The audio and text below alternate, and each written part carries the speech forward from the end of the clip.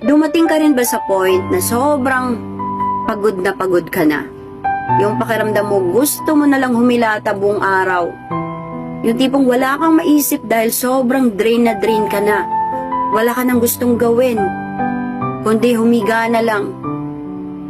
Alam ko yung pakiramdam mo. Kaya kung nararamdaman mo mayan ngayon, pwede kang magpahinga saglit.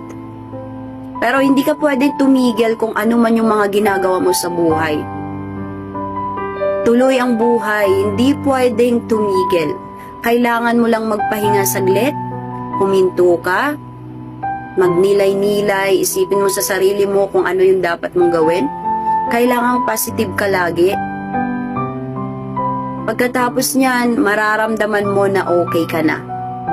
Kaya kung ikaw, dumating ka man sa point na ganito, na nararamdaman nyo yung sobrang daming problema na dumating sa sarili nyo, yung tipong pwede naman sanang magpila-pila yung problema.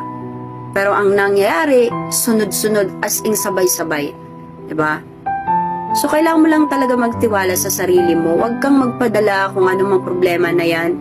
Tandaan mo, binigay sa'yo yung mga problema na yan dahil kaya mong lampasan